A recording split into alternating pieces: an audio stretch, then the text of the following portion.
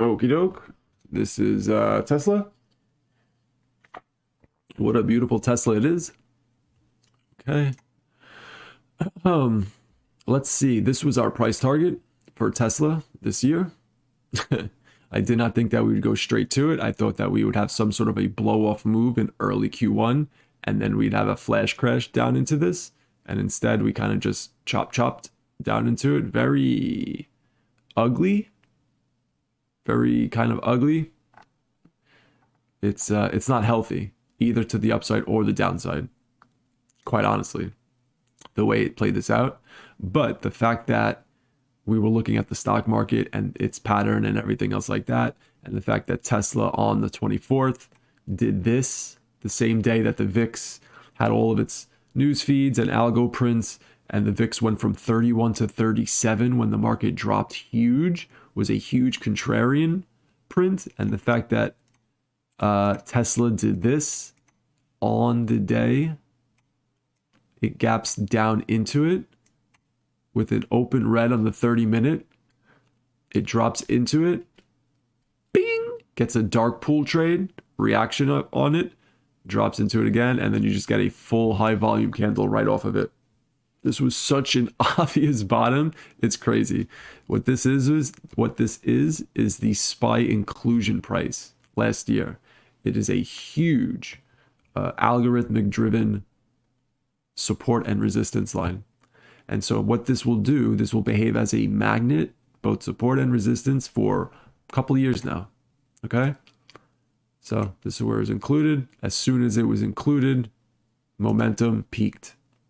You know, when they say institutions are smart money and things like that, and they're always trying to screw the little guy, it's not always the case. Institutions usually don't get out at the tippy top or get in at the bottom.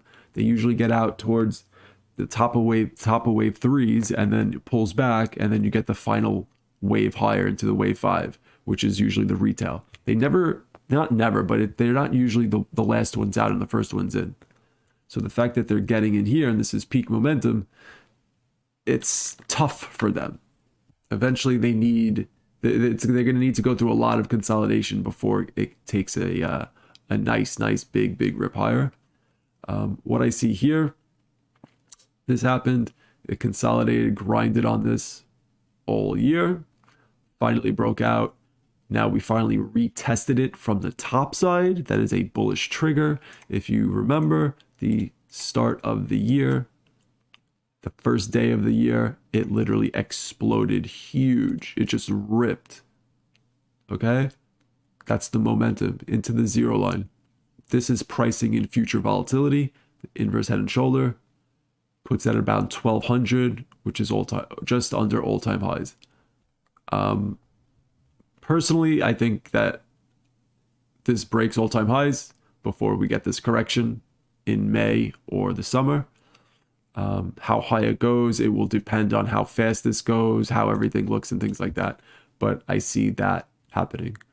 Once it breaks the all-time highs, that's when you should start getting nervous. I think it will break all-time highs. You'll start to see volatility, and then it might take days or weeks, maybe a month, maybe 2 months at the most, or just a relative time frame where you need consolidation, and then you're going to get another wave higher. And that wave higher should be the top, in my opinion. It should be the top going into this May or July-ish top. I even said, it's like everyone's talking so much garbage about this, and the way it's moving is so nice, and their Berlin factory is about to open and all this other stuff, and it's like, just wait for all this nonsense to they stop talking about it, and then when they talk about the German factory opening, it's going to start to rip. It's literally what happened. It's literally what happened. It's not always, it doesn't always happen exactly what you think in terms of the news cycle, but it's funny when it does. It's funny when it does because it's clean, it's healthy, it's what you'd want to see. So you look at other targets here. So this thing here, right here, this is extremely bullish. Okay, make no mistake. This is extremely bullish. To flash crash in and have a candle like this off of it, extremely bullish. The only other algo print that would stop this or make it revisit this is all-time highs. This is not going to go up to 1,000 and just come back down and crash, or 1,100. Like, it has to have some sort of an algo print, and in this case, it should be all-time highs. Pretty simple. You could do this. If you take that away, we're right at it. We're on the 100-day.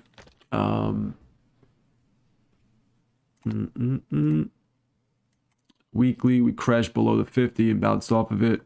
Went below it and really activated really hard off of it. Wouldn't doubt to see it retest the weekly middle Bollinger from the top side, whether it gets rejected this week or goes up and then retested from the top side.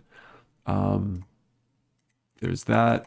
The monthly, it retested the monthly middle Bollinger, double tap, went above the 9, opened above it, tapped it, went up, tapped it, closing above it now. It closes next Thursday. Okay? Insanely bullish. It's touching it for the first time since before COVID, 2019, when it just started to break out. So normally when you see stuff like this in volatile setups like this, the 20 SMA on weeklies and monthlies and dailies, they're usually the momentum indicator. And in this case, this is where it would touch this, have one less wave higher, and then start to become negatively based. So it's just up and to the right, up and to the right, up and to the right. Usually when this happens, breaks through, almost touches it again, finally retests it, and then you have one last final blow off move. Then you could actually, so if this goes to whatever, 1400, and then it comes all the way back down, you could actually have a higher high in the future, like 3 to 6, 9 months later, but it has a negative bias. So the move that's going to break that high is like, it would be like an A, B, C. It would be like an overextended B. Or it would be a wave 5 with slowing momentum. It's not a clean up and to the right. And so you'll see, what we should see at the top here in a few months is a blow off top. We really should see a blow off top, a gap up, and a holy shit type of move. You know, capitulation of the bears. People finally stop talking about a bear market. Idiots. We're not in a bear market right now. As much as people want to say, yeah, the NASDAQ, there's 50% of stocks that are down 50% or more. On the index level, we're not in a bear market. It's not the same characteristics and everything of a bear market. It's absolutely just absurd. People keep talking about this. It's actually just, it's disgusting. It's truly disgusting. Bear markets, okay, last years. They take years to set up, over a year, and they last years. 2 years down, 3, 4 years up. 2 years down, 3, 4 years up. It's a structural thing that lasts a long time, that leaves scars on the market. This is not that. Hello? And the fact that people are so violently saying bear market, I just want to slap you people. Literally stop. Just stop. If you don't know what you're talking about, just don't say it. You should not be saying we're in a bear market. You should not be saying that we're in a bear market. So this is Tesla. Really nice. It's behaving well. This is not healthy. Goes down to the MACD on here. Pops up. It's going to reject it. Rejecting it twice is usually...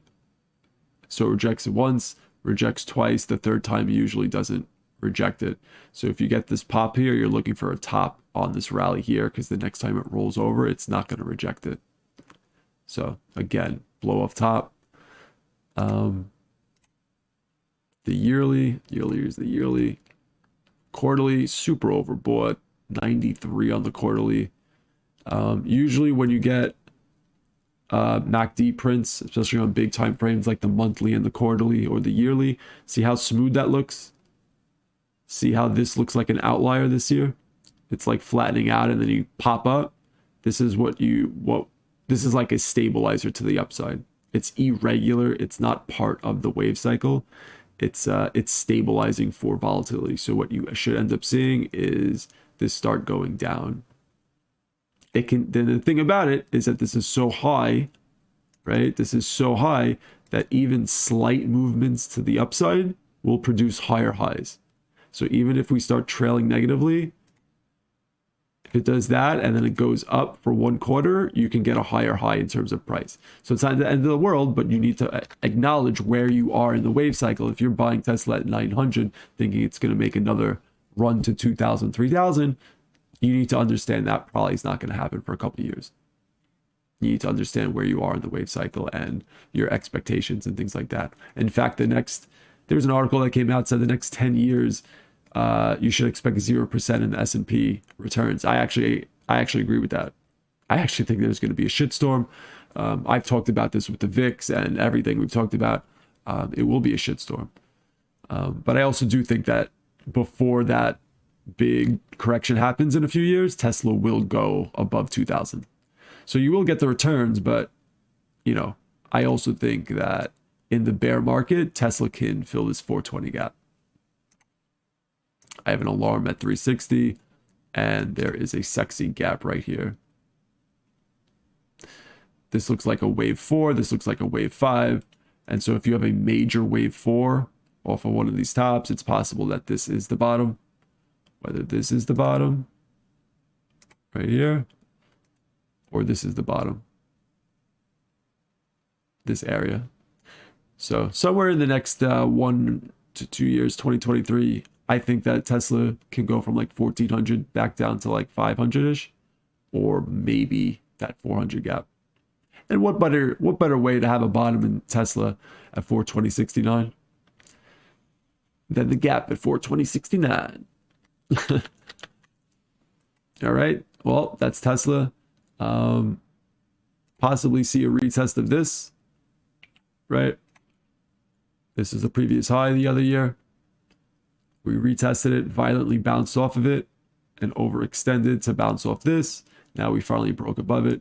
So the zig and zag, we might get this early here with this volatility coming. I just don't know. I don't know how the market will play this out, right? You get the first DMI cross since the first positive move of the year in a lot of underlyings.